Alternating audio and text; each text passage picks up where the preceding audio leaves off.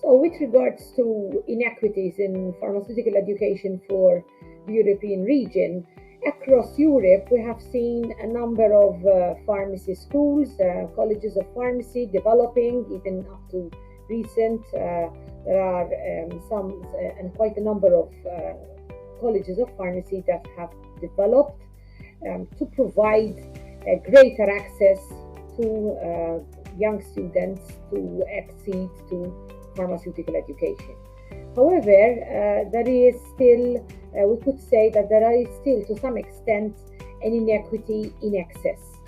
And primarily, I think the biggest inequity is the general access to higher education. So we could be looking at a number of young grad people who shy away or are not motivated enough to take up further education in the first instance at a university level, at the tertiary education level, and therefore that immediately is going to limit the access to accede to a possible choice and consider pharmaceutical education. And if you look further, there are some patterns that increase the risk of this inequity for students to access to higher education. Particularly, I would say, and this is also documented in reports from the European Union, that persons who are originally born, for example, from outside the region, due to the socio-economic background and their cultural environment, there are still difficulties in getting these persons included in the social structure that will make it a situation where you are motivated enough as a young person to continue your studies to be able to accede into higher education, where we see the pharmaceutical education mostly focused in. The other arm that I see is the status, looking into the status of an inequity in the pharmaceutical education, is an access to science education. When we're looking at student intake for our programs, we are looking at students who can demonstrate that they have an aptitude and knowledge in particular areas of science. And if you look at the education trends, we do see that there could be there again an inequity. How much the student at the early stages in education were they exposed to the enthusiasm that science learning and taking up studies in a science area are, how much that learning process could be rewarding and at the same time exciting. So I think that the two inequities, you could spot these two inequities to access, that is based on access to higher education, and access to education that relies on a science background. I would summarize those 2 points as the aspects that relate to inequities in pharmaceutical education in the European region, and that is a wrapping up and a brief reflection on the two major areas.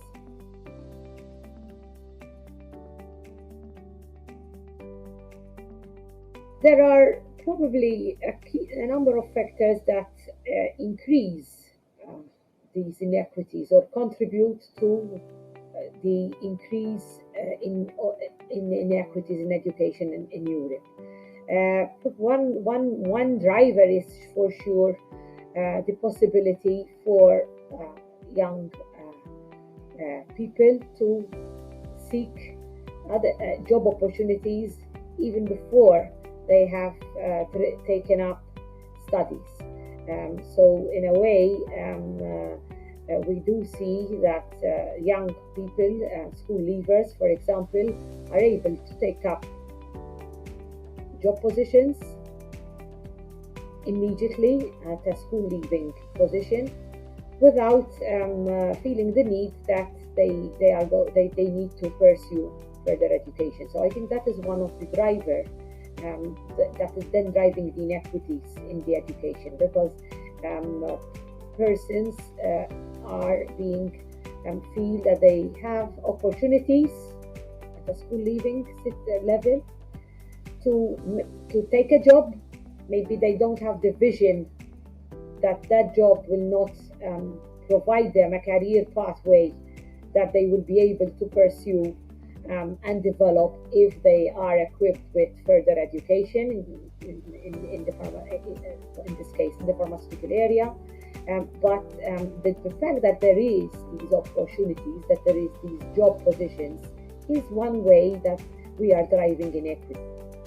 The other facilitator which ties into this situation is actually the facilitator that these young persons are not being equipped, they are not receiving enough information to motivate them that they have the potential to pursue further education in the pharma sector, so that then they can embark in longer job in higher job positions. So therefore, lack of information, lack of incorporation of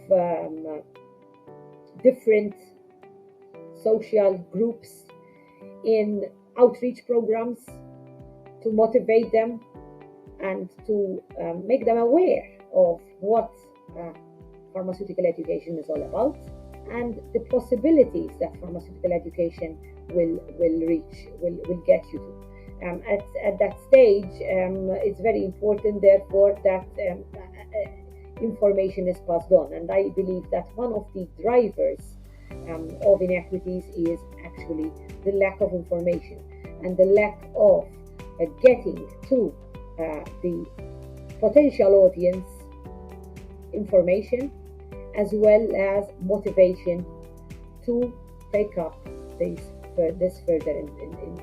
further empowerment and education in the pharmaceutical area.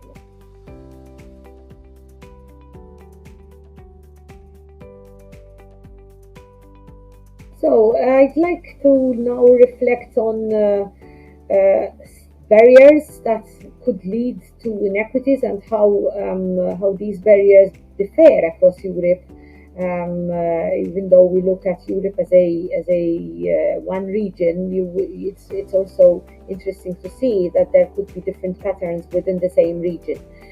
One of the areas probably to look into in Europe as a barrier could be the financial, technological infrastructure that a person is exposed to. The pharmaceutical studies in Europe, there is a wide variety of how accessible it is in terms of the financial requirements. So you do find institutions where there are the student has to pay their own tuition fee, or the family has to support the student to pay the tuition fee. That tuition fee varies also in terms of how relative it is, in terms of the individual person purchasing power.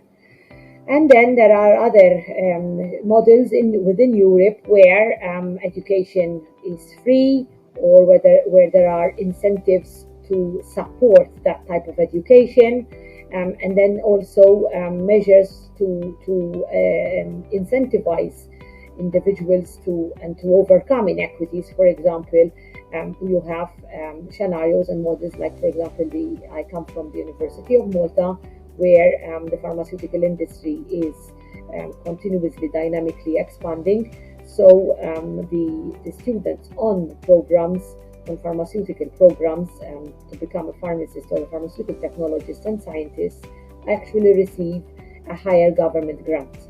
So but the financial structure could be one reason why, it could be one barrier, and this depends. It is not all throughout Europe or equivalent or in the same way throughout Europe, but you might find that if you look at at a specific place, that could be relevant. It could be a real issue, a real challenge for for the individuals to continue pharmaceutical studies, and that is one.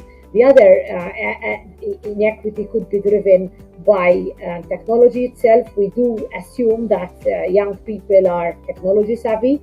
However, at the same time, they need to have access to technology. And as we've seen with what happened with the COVID-19 pandemic, we've seen that education, including pharmaceutical education, shifted to some extent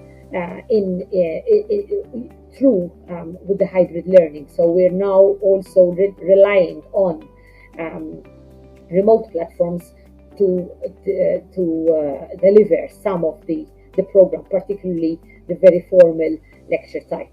So challenges in access to technology could be a challenge, a barrier to potential to persons to potentially continue on in their pharmaceutical education studies. So whilst we are very enthusiastic to open up to technology and provide our programs in this hybrid model and offering distance learning for some parts of the program, also because we know that digitalization is becoming important in the pharma sector, but that could be a stopkeeper, a barrier to some individuals who may feel that they are not very digital savvy, so that could scare them off, or who feel that they are disadvantaged in terms of digital possibilities. The other aspect that is still it needs to be still considered as a barrier is what I have reflected upon also in my earlier reflections, which relates to the person's social positioning, be it whether it's racial, ethnic, or religious beliefs. That we do need to take into consideration that even within Europe, we do have people who are coming from specific social groups who tend to be not so much open to the larger European social group, and therefore if they keep being buffered, and if there is this barrier between that social group moving into the larger social group, which is the pharmaceutical group, so that could be a barrier, that you can have individuals who are still living in pockets within society, and they find it hard to cross out from that pocket and move into the larger social group. And this could also be geographical. So you could have individuals who are geographically positioned in an area where they will have to leave that very nice, comfortable, small geographical position, city or small town or region, and move out from there to a city to join a pharmaceutical college, and that could in itself be a barrier to some individuals. And there are ethnic groups within Europe where they still live in a buffer, they still embrace this buffered experience, and therefore it's a barrier that we have this buffering of groups in society. With regards to gender, in Europe we do see that actually the gender inequity probably is the opposite of what we find in other areas, because we normally it's a female dominated profession. So we might start to be seeing whether this female dominance is actually scaring off the male, the other gender to be part of this profession. So rather than being too focused on overcoming female inequities, we might need to make sure that um, we are gender incorporating from that aspect. So I believe that those are major areas of the major barriers are related to the financial aspects, technological requirements, and the social aspects that we are looking at in Europe.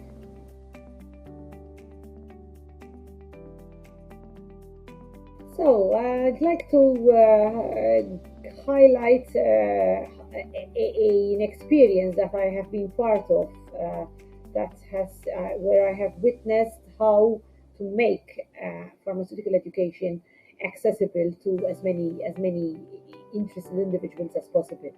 And one of them is the way that pharmaceutical education is offered within my institution, whereby the access to education is completely covered for the individuals living in Malta, and citizens from Malta is completely covered by the government. And in addition to that, the students following a pharmaceutical education at their first degree receive an educational grant. And this too I've seen by seeing we have a college which is of around 250 students, so I can very well interact and see and recognize the individual student's life. And I can see that with this educational grant, in this way, we are reaching out and making it possible for individuals coming from all backgrounds. Any class, an individual, a student coming from any class, working class, middle class, have the access to the education, but not only. But when they are in the pharmaceutical education process, they are also empowered to be able to upgrade, for example, their digital equipment. So the educational grant will cover digital equipment. They will also be able to, they're empowered also to upgrade their resources. And in this way, you are not relying on having students who are coming from affluent families, but in this way, all individuals who aspire to perform and follow pharmaceutical education are receiving an empowerment to be able to feel equity in the group and feel that they have access to the needs, the resources that are required. And also, for example, in this way, even if they are all students are motivated to take up student mobility in Europe, and because they are receiving these educational grants, that student mobility is accessible to all, because they don't need to rely on financial resources explicitly from the family. The other aspect of the other real life story, my experience is that even in a region, you will always have regions in a nation, in a geographical position where the social background may limit how much those individuals have access to information and have the motivation to continue furthering their studies.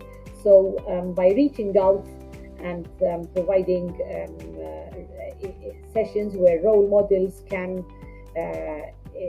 visit the schools, include what it means, what are the opportunities if you continue your pharmaceutical education in these specific areas.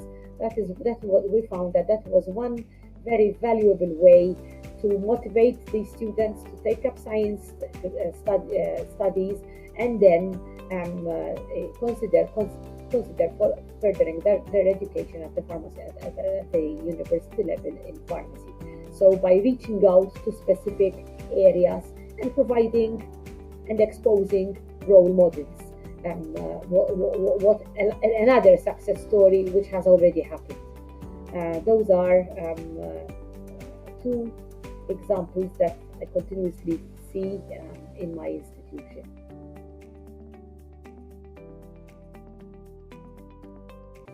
So, what can we do about overcoming these inequities? Very needed, a much needed aspect to take up. At an individual level, I believe that we should all embrace and be ambassadors. And the key word as an individual, which I strongly believe in, is actually information. To overcome the inequity, to provide the information about the opportunities beyond pharmaceutical education. So what pharmaceutical education will actually give a person in return. That is what we need to convince and share out with the persons that we're trying to capture into the fold, as we may say. And therefore, sharing that information to the areas and bringing the information to the persons where we have identified that there are barriers that are creating inequities. That is at an individual level. At an academic institution level, I believe that we need to have policies in place. We need to be advocates so that our institutions do bring up policies in place that support and give the message that within the education, once an individual is following the education program, that there are going to be, so we need to have policies and also mechanisms to develop programs and models that will provide an empowerment to all and address the barriers. So if the barrier and this has to be adjusted to the particular scenario, so it's very personalized, as we can say. So if the major barrier in that area is the science, the approach to science subjects, then we need to have policies in place to help in how science is being transmitted to our young people, so that they join and embrace it.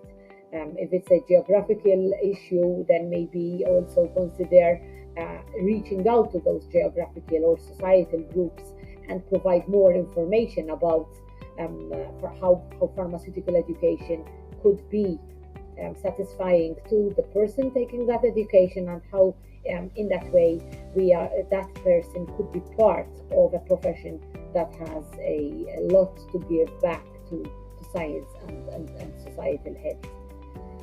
At an FIP level, at the international level, first of all, I think the very bold step to actually address this aspect is already a very important step forward. Also because at an FIP level, the organization is making us all reflect from our region and looking at our region, but also looking at other regions. And this is a way how within each region, then we can grow, recognize barriers which maybe we are not so much aware of, and also get ideas of how to overcome the barriers in our region. So the international, at FIP level, surely capturing the situation in different regions and sharing that is already one way of contributing to the address in inequities in pharmaceutical education. The other recommendation at an international level is surely to create networking opportunities, so that real experiences, success, or stories that lessons learned, let's put it this way, from different regions, and that is going to be very helpful again. Learning and sharing the experience, both successful and negative ones, makes us reflect and adapt those experiences to our own scenarios. So the network, creating a network, is going to be very useful, and I believe very fruitful.